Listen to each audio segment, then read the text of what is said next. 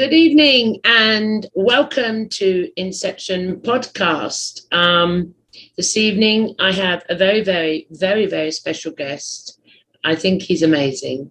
But before we go there, I would just like to say you can find Inception Podcast on the Forbidden Knowledge News Network, where you can find amazing, inspirational, and exceptionally conscious expanding interviews and discussions. Also on the network, they have Forbidden Knowledge News, Beyond Classified, Day Zero, Dawson Time, Raised by Giants, the Quantum Guide Show, and Going Down the Rabbit Hole.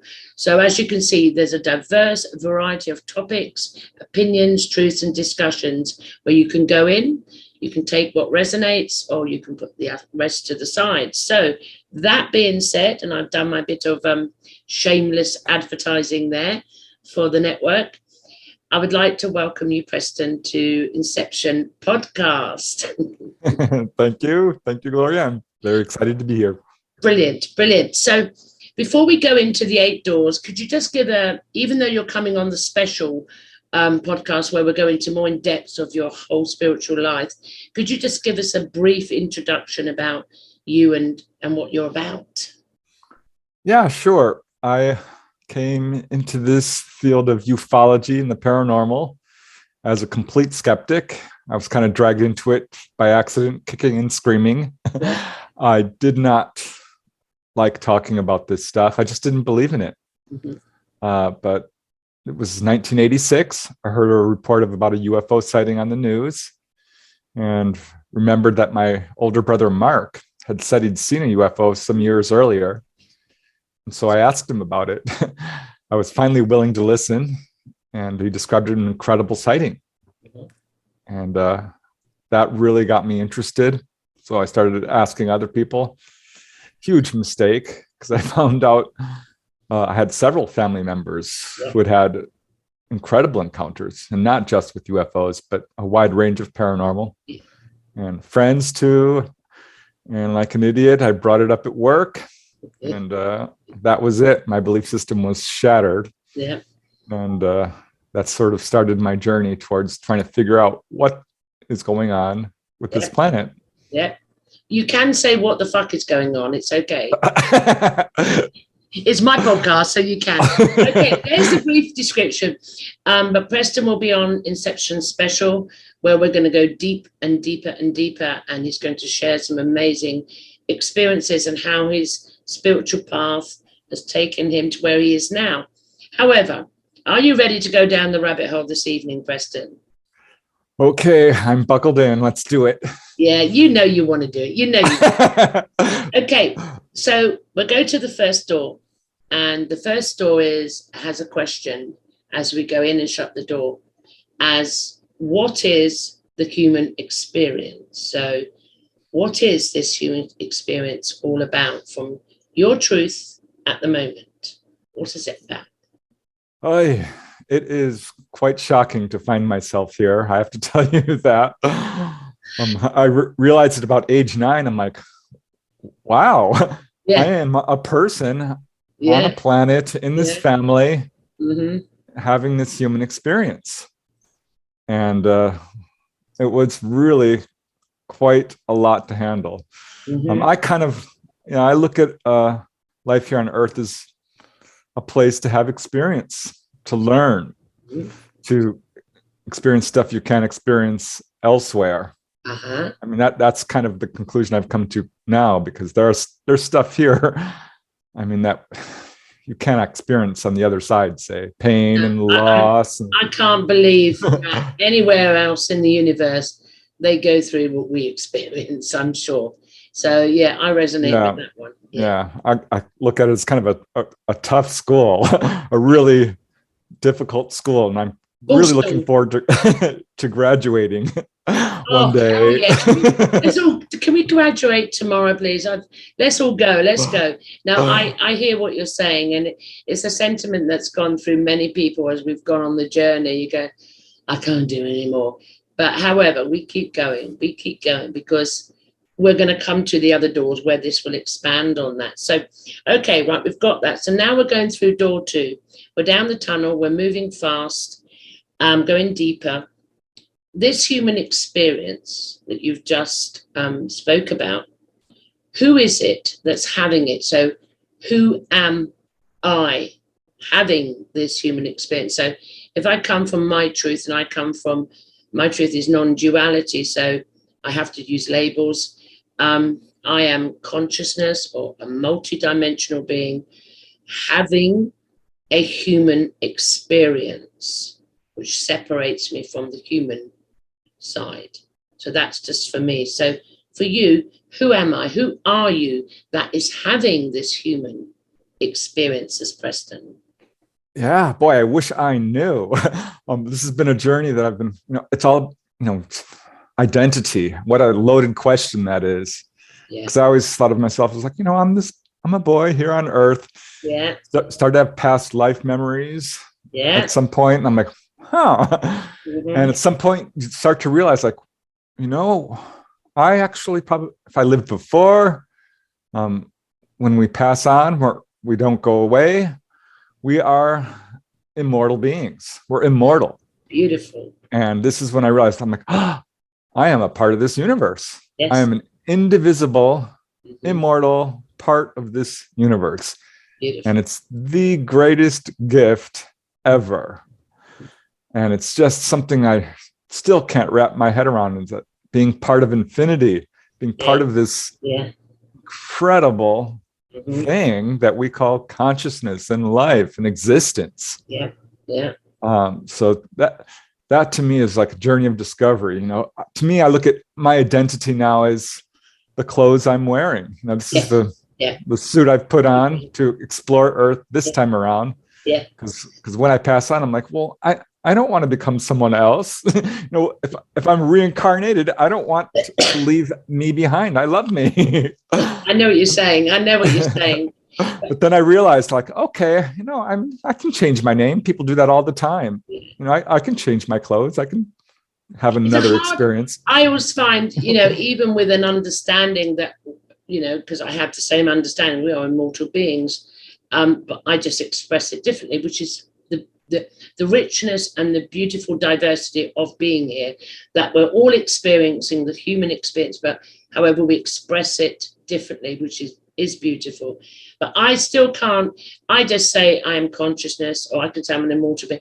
My mind cannot even grasp the magnificence or the true aspect or essence of what that is. It's so infinity, eternal, and it's like, at the moment, it is a hard thing to really wrap your head around. It really is. And you just keep going, expanding a bit more, you get a little bit more, and then you get to the point where you understand you're not the human suit or vehicle or identity, but there's so much to find out what we truly are. I think it's an eternal expression. So I love your one. I love your I'm an immortal being. You're one of the immortals, Preston.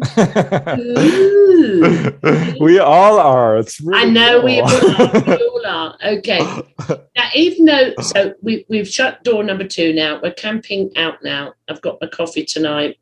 You can have whatever you want. I'm laying on a camping bed. You can get your own bed. You're not sharing mine, or sit on the floor. Because I want to hear the next part. I want to be quiet and hear the next part. In door number 3, you, Preston, AKA, and I say that with the most sincerity and heartfelt love, why are you here? Even though you touched upon it on the first door about having the human experience, I would say there's got to be a bit more than that. We always talk about a purpose, even though we don't want to talk about a purpose. However, why you, Preston, the immortal being, why are you here experiencing this? Why? What is the reason? I ask myself that every day. I'm like, oh, what have I done? Why did I come down here? Stop it, you're naughty. But yeah, I'm really lucky. I've got 5 brothers and sisters, and we've all gone off on our separate career paths and such. One has passed away, but I knew from a very early age, and they were always kind of envious of me. Like, I knew what I wanted to do. Yeah. I knew from a very young age that I wanted to be a writer, that I wanted to tell incredible stories. Yeah. And I wasn't sure where that was going to take me, but I found out early enough that I wanted to sort of be a writer. It was just implanted in me somehow. And so the writer, what does the writer narrate? So what is it that you, this magnificent being, we've all got an individual, a sort of like persona skill set that we're here to do, okay? Some you can see mine's art or media, podcast shows. What is the narrative that you're giving in these books that you're writing or whatever you're writing? So what is it you're bringing to? Yeah, I always wanted to tell incredible stories. I knew that was it.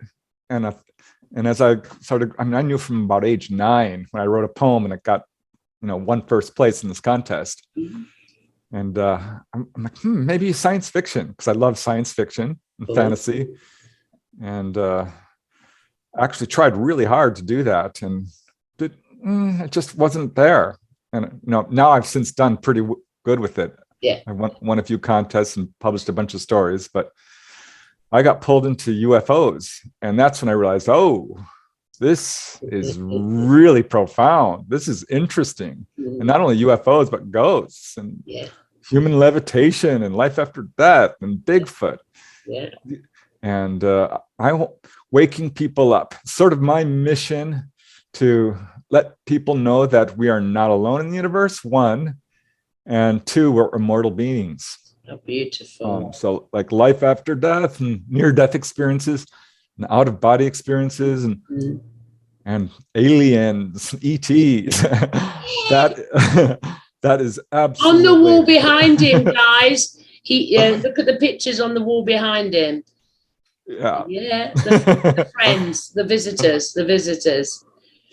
So, I mean, that is beautiful. I mean, and why I love hearing this time and time again on the podcast, it's just so enriching for me, is you've basically said it.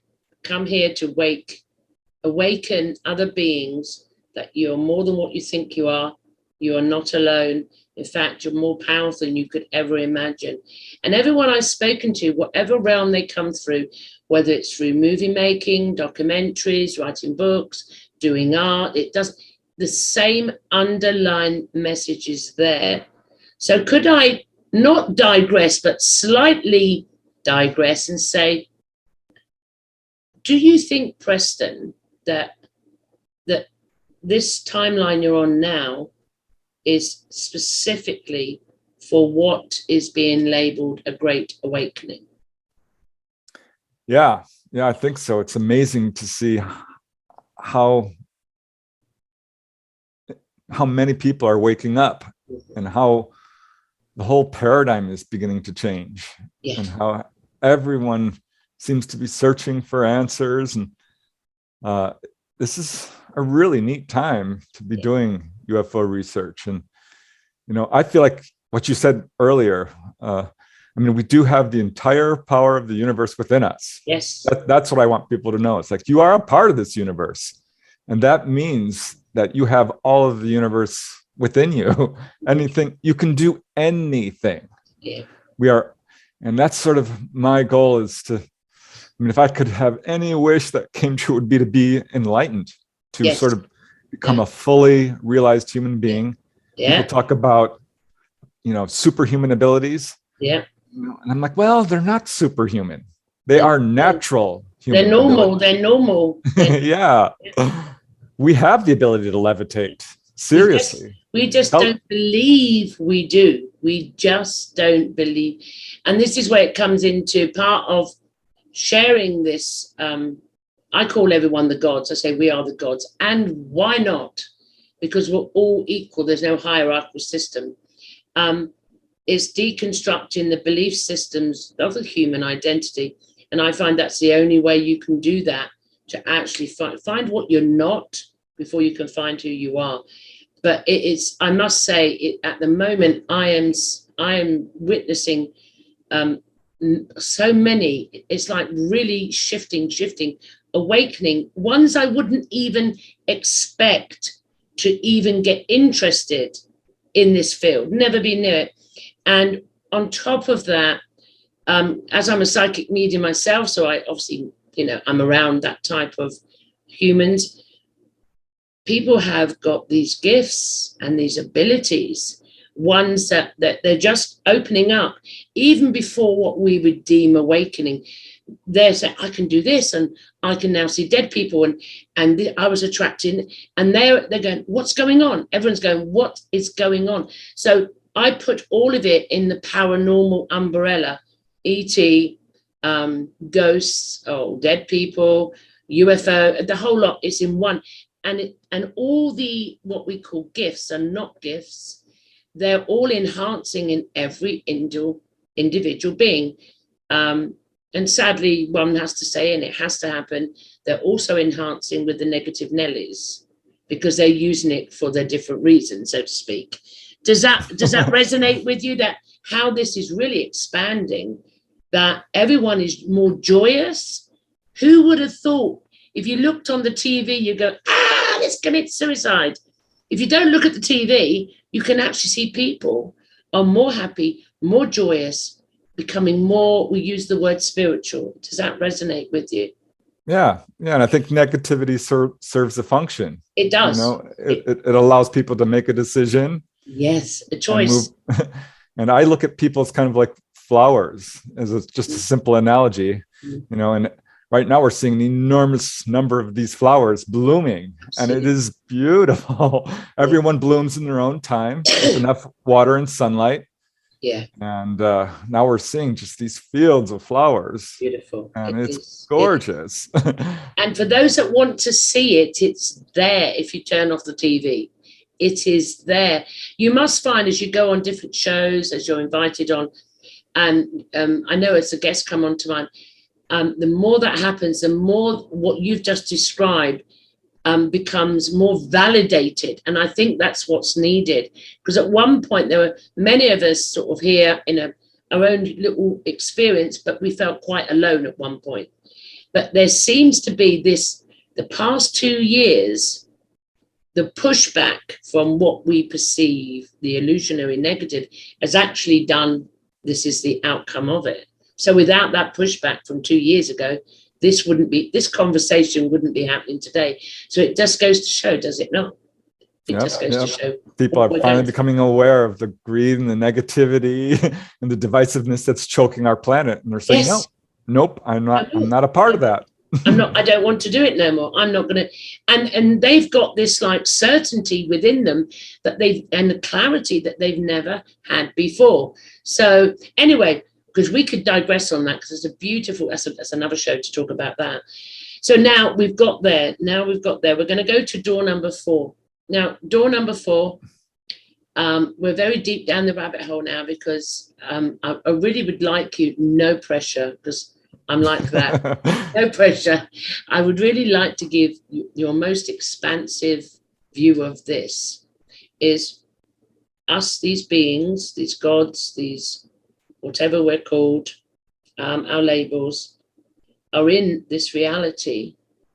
What is this reality? Now, I have multiple analogies. I try to articulate something that is intangible.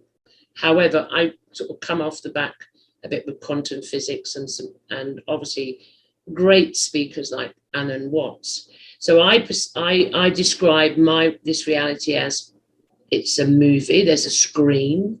There's a movie going on. I'm in the movie playing a role. I've scripted it. I've got the characters, the bad guys, the good guys, and blah, blah, blah. And I'm also observing it at the same time. So it's a duality of juxtaposition, so to speak. And I've used that analogy to say I'm of it. I'm in it, but not of it, so to speak. Some people say it's a simulation. I've used the word matrix. I've used the word holographic, illusion. However, how would you describe this reality that us beings are in? Reality. As a writer, I like to look at it as a book. Actually, you come down and you get to write your own book. You get to write your own Wow. story and move from Wow. chapter to chapter. And Yeah. to me, it's all about experiencing and having fun. We are here to have fun, Yeah. to Okay. explore, to, you know, food, music, all the dancing, sex, all the wonderful things, nature, you know, children, baby animals, all the, Okay. you know, the sky, Okay. all of this stuff is What- so wonderful. What is it made of, though? What is it? How is it structured then? How do you think it's structured? Yeah. Because none of us really know. We just got our own truth. So it's a tricky question, because we look at, you know, ourselves as being these entities within a universe. But having had a lot of out-of-body experiences and going to the other side, and you start to sort of get the sense that we are not as separate from reality, and that we don't end, you know, where your skin. So to me, we are part of the universe. wow. And we are all one. We're connected, because you start having telepathy and empathy. Yeah, I hear you. I hear where you're going with this. Yeah. And you sort of expand out into the universe around you, to the point where, like, wait a second, what is going on here? Because I mean, just the first time you walk out of your body and you turn around and you look at it, you're like, oh, Yes. holy shit, Yeah. what is going on? Yeah. Yeah. And you start, you know, having clairvoyance and precognition. Yeah. And dreams that come true. That is such a wake up, because it's like becoming lucid in the dream. Yeah. But you're awake, and suddenly the world is dreamlike, and it comes full circle. And you realize, I call it waking lucidity. You suddenly wake up. I love it. I'm gonna take you back, because I loved what you said. That I said, what is it? You know, the essence. What is this reality? And basically, I'm just, you know, paraphrasing, but you said, well, this reality is me. I'm the universe. And wow, you couldn't get it in it. But that really, that hits the nail on the head.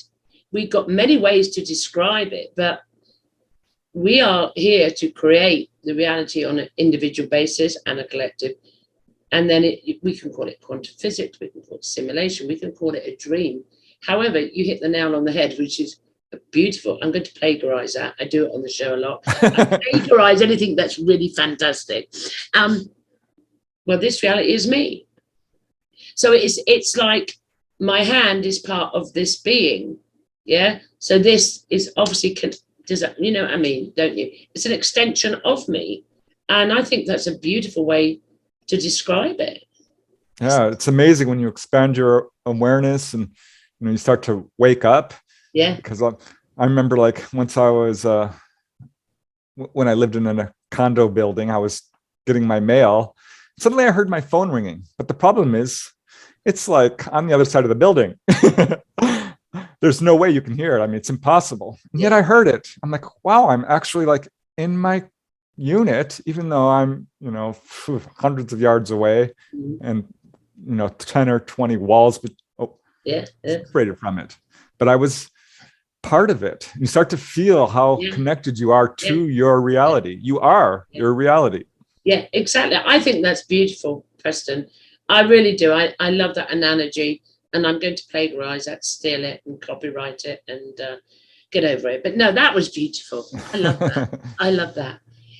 Do you have any more to add on this reality? And where I'd like to just go expand a bit is, for example, with the outer body experiences, have you found, due to the, let's say, the paranormal experiences you've had, you understand, you come to the knowing that you are this, because them individual experiences you've had have shattered what you thought was your reality, the 3D, because the experiences the likes of us have break every Newtonian law there is. And actually it fits in with quantum physics. So I found mine was when I saw myself on another timeline. It was me, but it wasn't the same me, if you know what I mean, one of the others. And that totally shattered this isn't real. I'm more than this. That means I'm connected to something else. Would you resonate with that? That's what that does when you have these experiences, whether ET, out of body, or near death? Yeah, absolutely. I was so, initially I would call myself a materialist. Yeah. I didn't believe in life after death. I thought only what you can touch and see and feel is real. Yeah. And then my mom passed away. I ended up seeing her spirit. Mm-hmm. I started having these lucid dreams, moved to out-of-body experiences, found out UFOs were real. Like I mentioned earlier, it shattered my belief system. Yeah. And now I am afraid, honestly, to believe anything. Do you know what? I agree. I so agree. I don't say I'm afraid. I'm like, I sit here most days, even with all the shows I'm on, and I'm going, I don't know what is true or not no more. I have no idea. Because every time I go towards something, it's shattered. Something else happens. It's exactly. That's not it. And first of all, it was an internal, working on myself. But now it seems like something else. I go, no, that's not it. And if you ask me this day now, what's the truth? And I say, I have no frigging idea at the moment. I don't know. I can't find the language or even the comprehension to what I'm experiencing. I can't, there's nothing I could say. So I just don't want to have any beliefs anymore. I just want to know. I know. I know. I don't want to believe. I want to know what is it. I do it all the time. I go, hey guys, what's the truth? Just tell me now. You do this stuff, and you're going, oh, here we go again. So anyway, no, I love that. Right. Oh, that was fantastic. Ironically, I'm much more skeptical of stuff now. Oh God, yeah.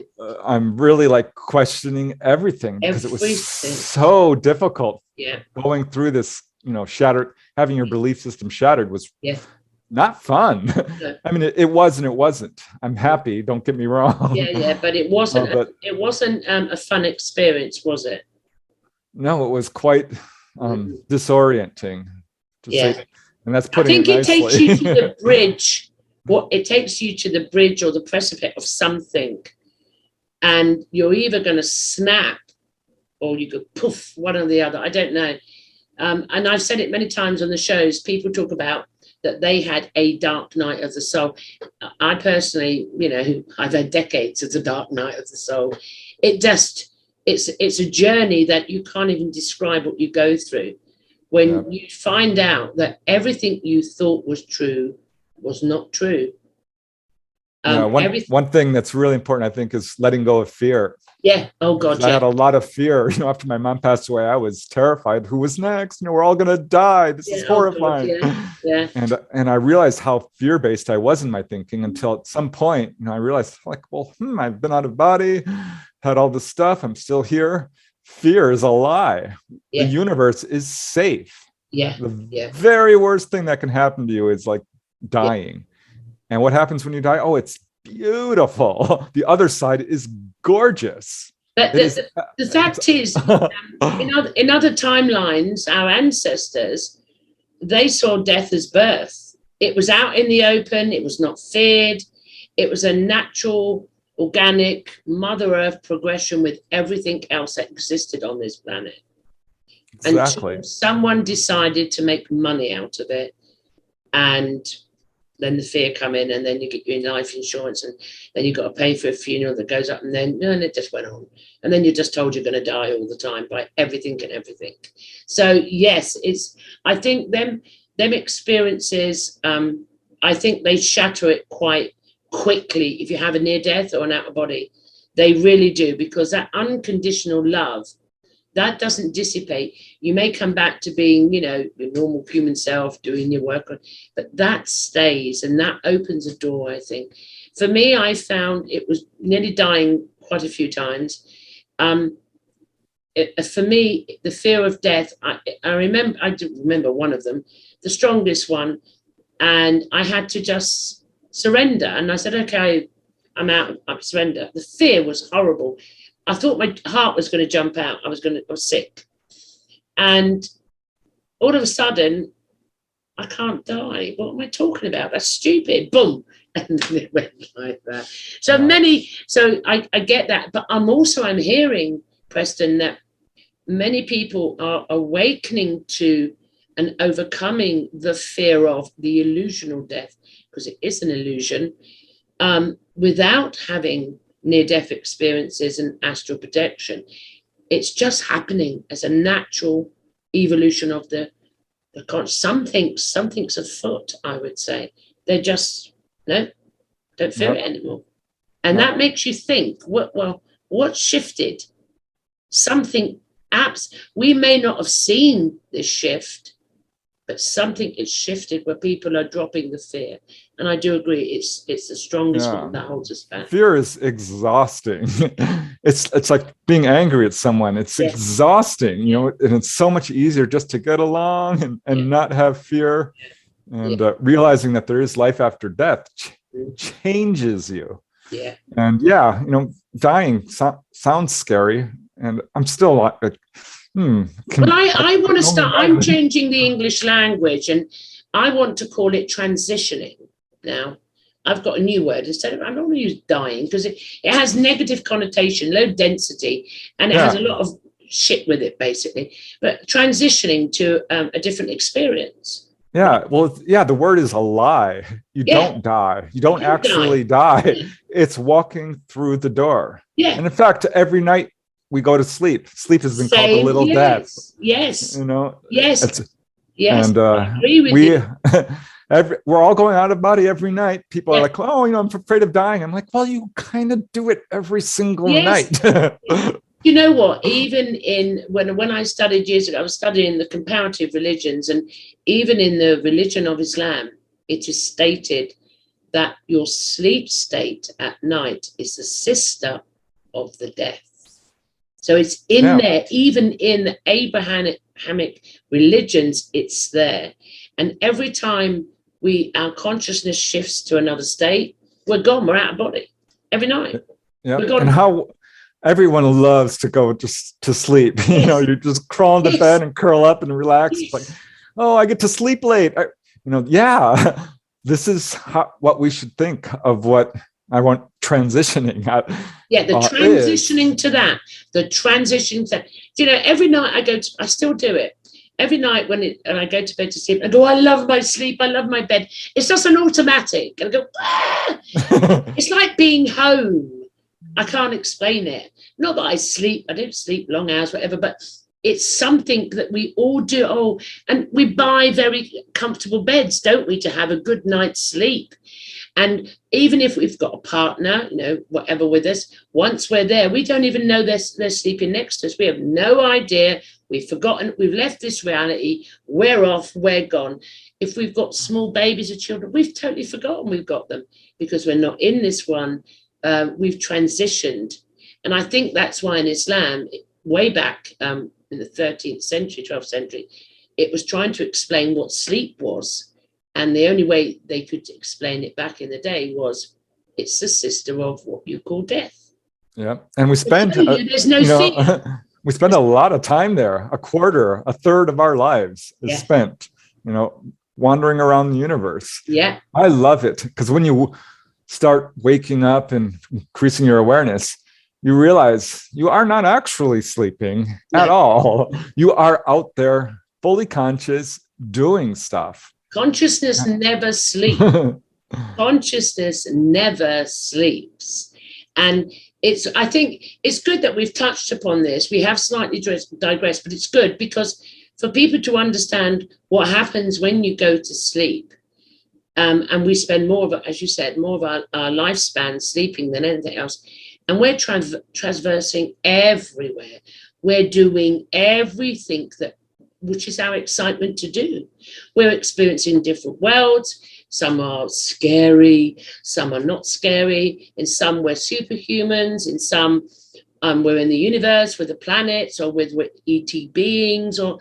And I think I always say, if you change the way you look at things, the things you look at then change, and then the being's perception will change within. So yeah. What I've come to realize is each night, what everyone does is they pop out of their body, they wander around their house a little bit, they go up to the lower astral planes, go there, and then they touch the higher astral planes, and boom, at some point they actually touch source. Everyone touches source. Everyone, every night. You've just reminded me of something this morning. Oh my God, I haven't told anyone this. I had a dream within a dream within a dream. It was the weirdest thing. And I lucid dream, so I know I'm dreaming, okay? Not all the time, but 99%.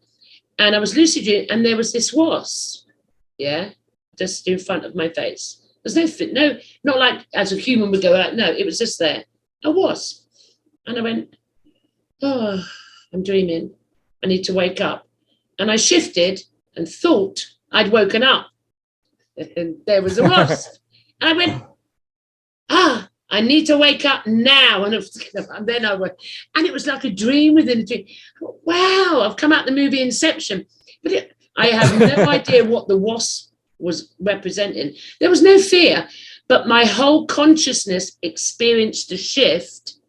It was a vroom, I can't explain what. And I said, no, I'm still dreaming, wake up. And I knew I was dreaming in a dream. Now, how about that one? That's a good one. Yeah, I love that. I've had that when I'm like way high up there on the higher realms, and you want to come down and wake up. And then I wake up, I'm like, oh, I'm not awake yet. And I'm writing down my dream in a dream journal, if that makes any sense. Yeah, a dream journal. Yeah.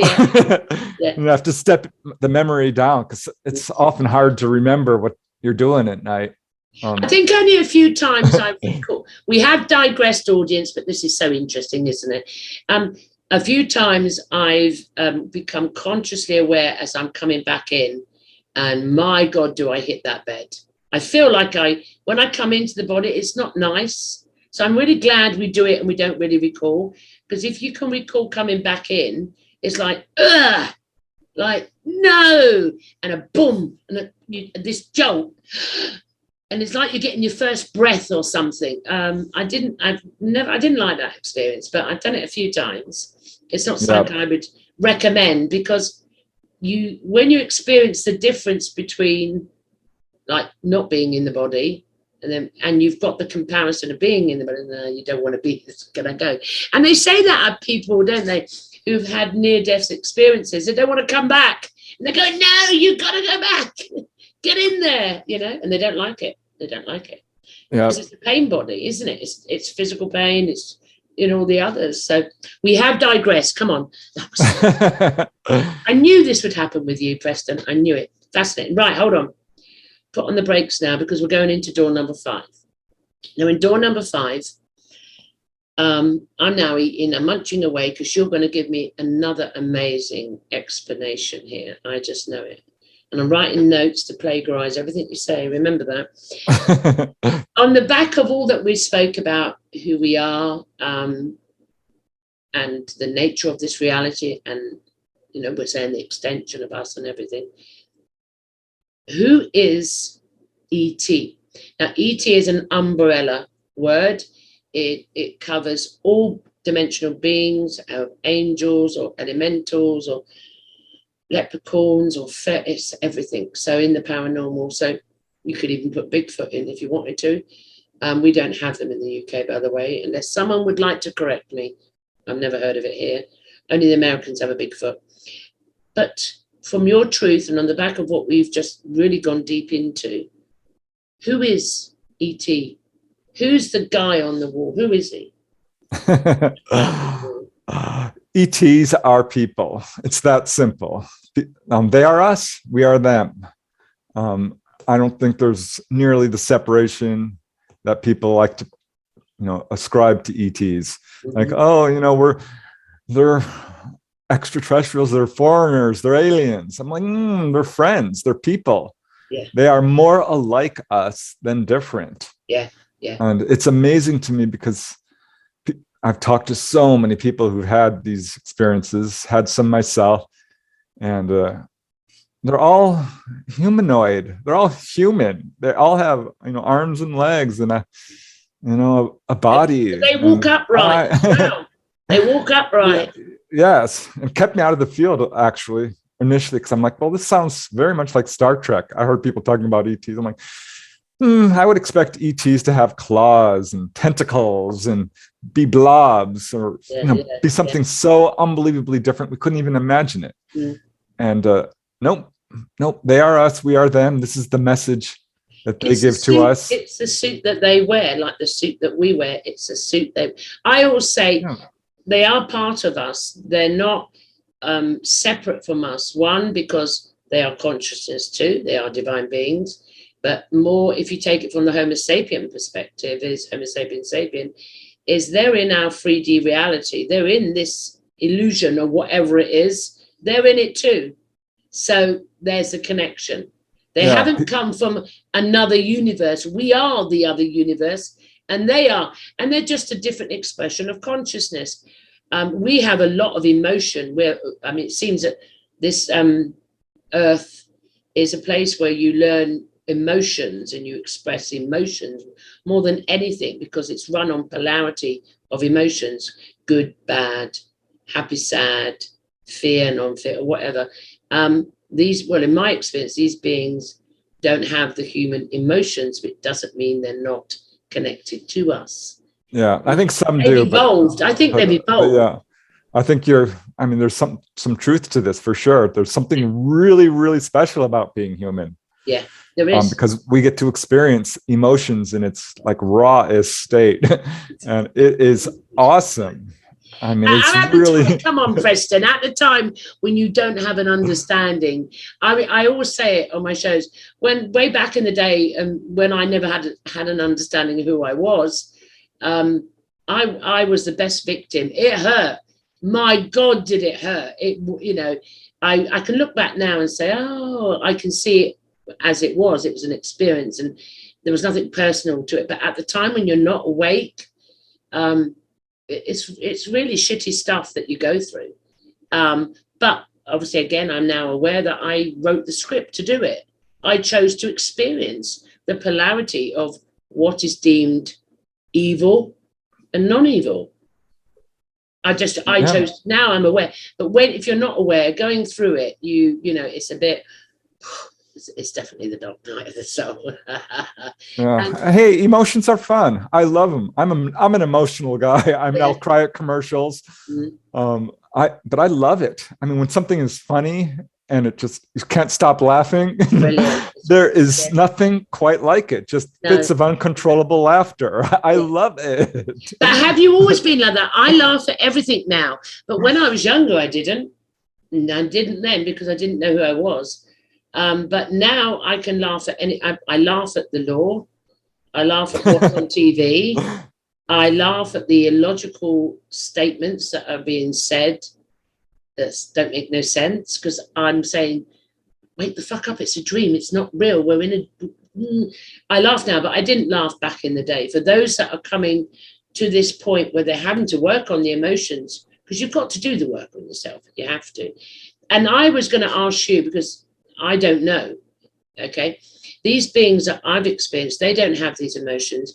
No, we're all equal in the whole of the universe because we're all from the one. However, they've done, I would say they sort of experienced similar to us before, maybe. They've had to go through the emotions, and now they're telepathic, they're one, there's no judging, there's no killing, there's no mating, all what we do.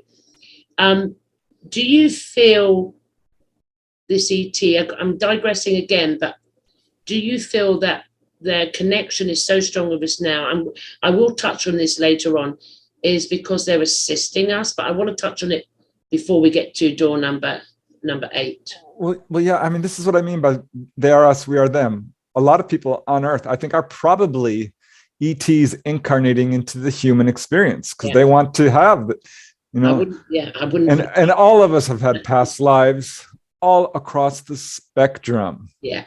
And people are like, oh, I want to meet an alien. I'm like, well, you want to meet another species, huh? Look at your dog. Yeah. Look at the dolphins. I would say the whales, seals. Now they definitely, the dolphins are definitely what we would label ET. Birds, all the animals. We are in a world filled with different species.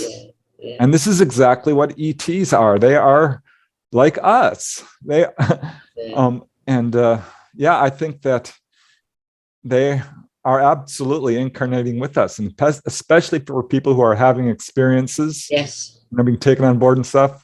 You're one of them, and I think that's true actually for everybody. Familiarity with them. It's always been, every time that I've had contact, it's always since a child, it's been familiarity, felt safe.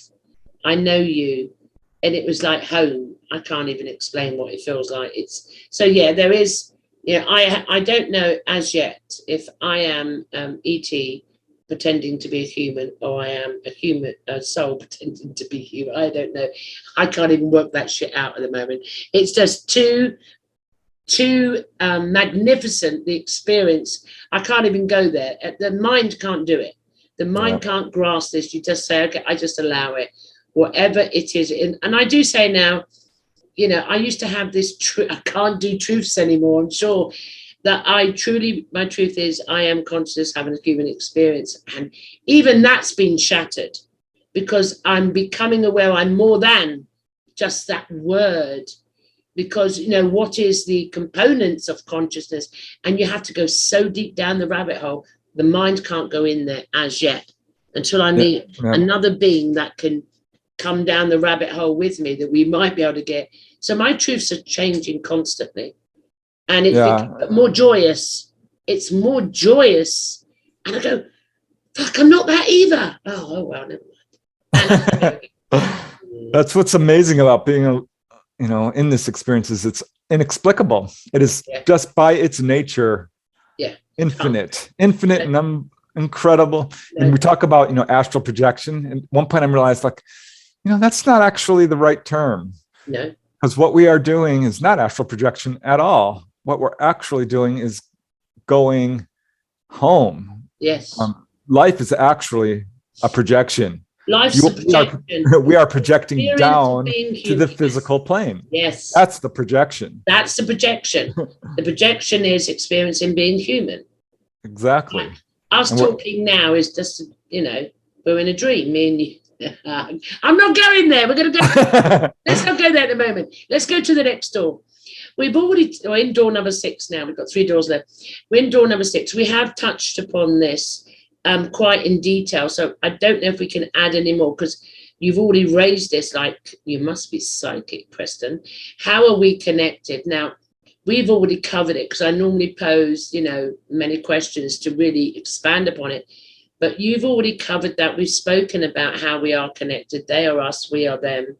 And it's quite possibly that you're grey sitting there in a suit and I'm a grey too. There is no frigging human beings, and we're all greys, just having fun. Who knows? It really wouldn't surprise me. I really don't care anymore. It's just a game. We're all just consciousness. The way I look at it is like pondering infinity. Yeah. And if you just kind of sit and meditate on infinity, at one point I realized, if infinity is real, this shatters any conception of distance or separation. Because infinity, if you go far away enough from it and look at the universe, it's a tiny little dot. Yeah. You cannot measure infinity, which means that we are all one. And when you go to the other side and you can fly across great distances in an instant, you start seeing the future and the past. Yes. Time collapses. Yes. Space collapses. Yes, because it doesn't exist. That's the illusion. That's the human experience, to have the time-space continuum, to have the polarities. We've gone out of body from home to the illusion. Yeah. We've projected here to have it. I am in total agreement with you. And I do feel you've touched on another valid point there. The more, and what we're seeing now, of awakening of beings, I don't know if I can call them beings anymore, because I've just run out of words to talk about this. At some point we will be telepathic, is they're having these experiences, and it's not in the reality of the concept, and they're just coming in, and you can just see it. It's everything is shattering around, and the time, people are saying there's no time. what's happened, or there's missing time, or so everything's been shifted right in front of everyone's eyes. However, I will say, for those that choose to see it, at the moment, eventually you won't have a choice. But apart from that, we're going to come off that, because I'll go down another rabbit hole. So we've got door number 7 and we've got door number 8. And because your answers have been so expansive and detailed and covered a vast ground, the last 2 were, why are they here? Why are they interested in us? Well, we have touched upon that, but we can put doors 7 and 8 together. I've only mixed doors once before, and that was with Sonia Barrett, because she was absolutely amazing as well. You know, giving her, it was just awesome. I learned so much from Sonia. I call her the consciousness queen. When she talks, you just go, vroom. Everything I knew was wrong, and there you go, you're off. So why are they here, and why are they interested in us? Now, for my truth is, if we take it from the experience of being human, they're here to assist the transition of what is, even though I know it's already happened and it's done, we'll go into that. They're here for the beings on the planet that are not awake to awaken, to assist in the awakening of each individual limited consciousness. Does that resonate with you? It's hard to get that out. Yeah. Having interviewed so many people who've had ET experiences, I've come to realize I think we've got a pretty good handle on their agenda. Why are they here? Yeah. Because I'm like, wow, they're sure interested in us. They are fascinated by all things human, all things earth. Yeah. They're collecting animals, plants, they're taking our genetic material. Yeah. And I've started looking objectively, like, what is actually happening? Let's step back and look at what the facts. And the facts are, yes, they are examining us physically. Yeah. They are absolutely interested in our genetics. They are I think they're upgrading humanity, is what I think. I've experienced a couple of contacts. I've experienced that when they didn't say the word upgrade, but when they were asked what you're doing, and they said oscillate, which is increasing the frequency. Upgrade, it's an upgrade. Yeah. I've actually, and I know other experiences have had similar, different terminology, but similar, upgrading. Like, you've turned into the worst type of human ever, killing, murdering, raping, stealing, judging. You've done your experience. It's now time it's basically to get us out of here. Yeah. That's simple as that. Get us out of here. And that's why I think their main agenda is really to increase our consciousness and awareness and wake us up to the, if we all were telepathic, and we are, but we are compartmentalized to a certain extent, and they're trying to break down those walls. So we realize, like, we are actually immortal. Yeah. We are these incredibly expansive beings. And once we can sort of get through these walls that we've compartmentalized our mind into, and see that we are telepathic, all the greed, all the corruption, all the lies, will go away. We don't need them. Yeah.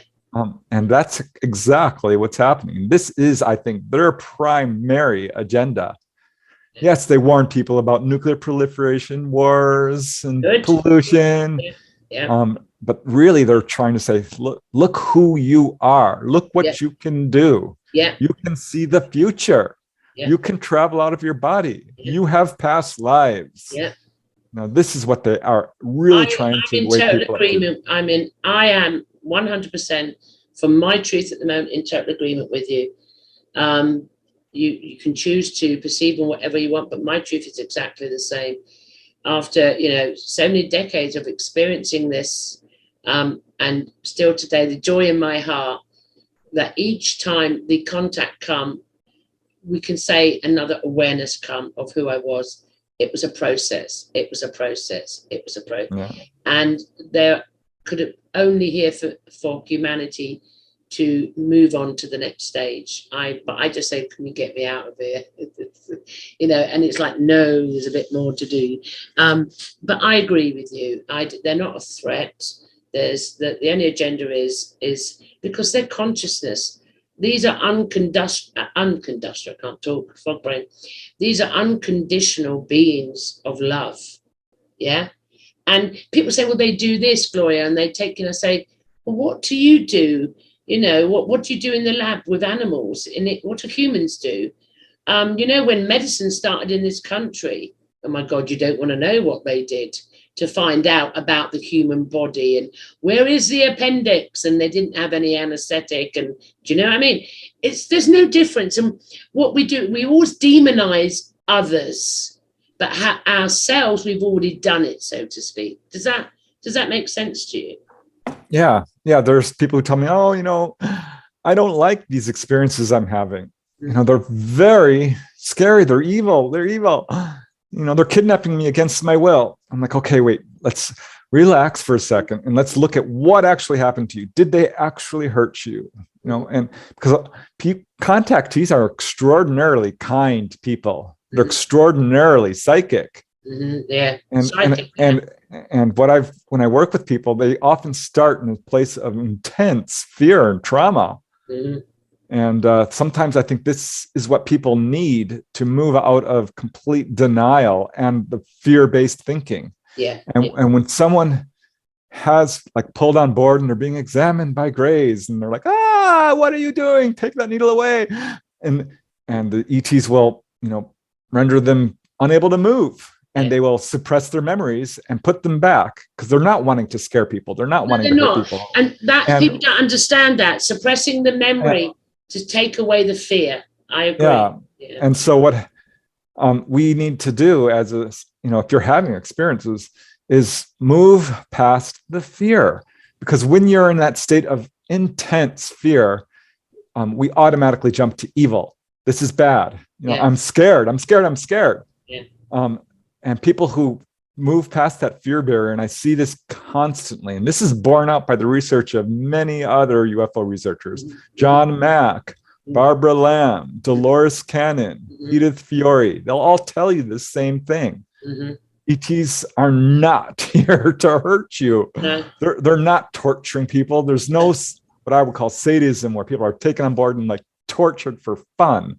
No, that's a human thing. That is a human trait, and you cannot judge another species by your own species. You cannot do it. And I would just add to that, because I've heard this too. I've had 6 children, 2 emergency cesareans. Let me tell you, for the surgeons to save my life before I went unconscious, they didn't care what I felt, what I did. I was flopped about, stabbed, whatever, cut, what, because their intention was to fix me as fast as quickly as possible. I had more trauma having 2 emergency cesareans than I had no trauma with any of my experiences. In fact, after each one, I become more aware. Something had been done to shift me. The last one at Christmas in the UK here, that's when I started my Open Mind show. And look, now I'm on the podcast. More aware. So I agree with you, and I do speak to other experiences, and I say, you need to speak to someone. I think if you have that fear, someone who can be understanding and listen to you and deconstruct the whole experience with you, because that's what I do, until you realize what you thought was a fearful thing wasn't even that. Yeah, I think what people need to realize is this is from a very high spiritual perspective. Yes. We are trapped here on Earth, and it can be hard to figure things out, but we choose our experiences. Yes. We choose to come here and experience loss, experience pain, experience grief, separation, individuality. Yeah. And yes, you came here to experience the trauma. Yes. It's something that wakes us up to realize, pushes us towards questioning. Yeah. And who are we? Yeah. And what is identity? And why are we actually here? Love it. And is the universe dangerous? No, it's not. No, it's safe. It's a safe universe. Only dangerous if you put human beings in it. then it's a bit dodgy. I always say no, humans are wonderful. They are all, if you get to know anyone, I just think people get to a place of fear and fighting for survival. And we have been trained to fear. Yeah. There is an evil, just looking at this planet, there is an evil element on it. We wouldn't have the unequal distribution of wealth. We wouldn't have the divisiveness. The evil, what you perceive to be evil, is illusional. Yeah, that serves a function. That may upset a few people. If you've listened to the whole conversation, between me and Preston, from our truth, and because we perceive it that way, there isn't nothing to fear. And the more that you become and observe from that perception, then what you perceive to be evil dissipates. It just disappears. It doesn't happen. It goes. It stops. That's why people are saying to me, oh my God, someone I never thought, they were they're now asking me about this. And I'm going, if you do the work on yourself, whoever you communicate with around you, that energy is just going to share straight out. And they'll start dropping their fears too. So it's gone from the individual to the collective. Preston, I knew you would. You are absolutely amazing. It's been fun, and I feel such joy when I talk to you because you're such a happy energy. I love it. And before we close the podcast, and I will have you back on for the special. We're recording, I think, next week, where you share your life journey in more detail.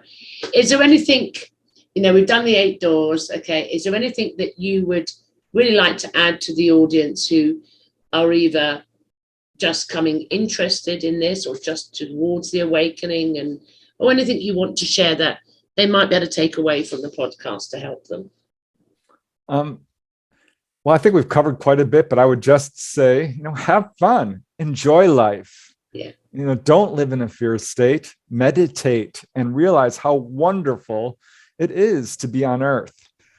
Just look at the trees, listen to the children laughing, listen, feel the water when you do the dishes, how wonderful that feels.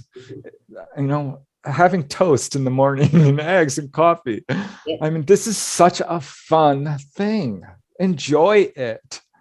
Because we're not going to be here long. We talk about we're definitely not. We're definitely not. Life may seem long, but it's not. It's not. It's like a blink of an eye. I can't thank you enough.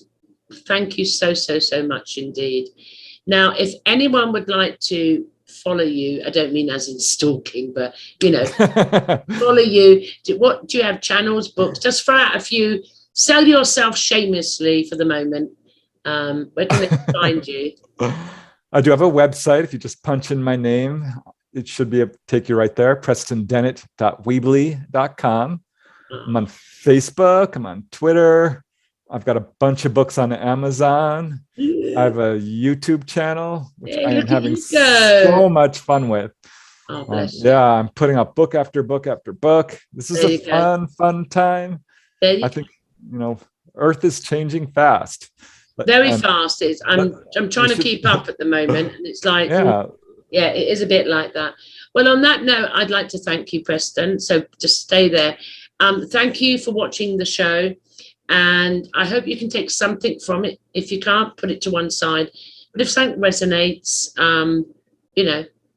follow it up. Just you've got nothing to lose to make a different choice. Or you may want to watch this podcast a few times, because I've done that. Even when I'm interviewing people, I have to go back a few times to absorb what's going on. But thank you very much, audience. Please keep supporting and subscribing. I can't talk anymore today. And I'll see you on the next conversation. Bye, everybody, for now. Thank you. Bye.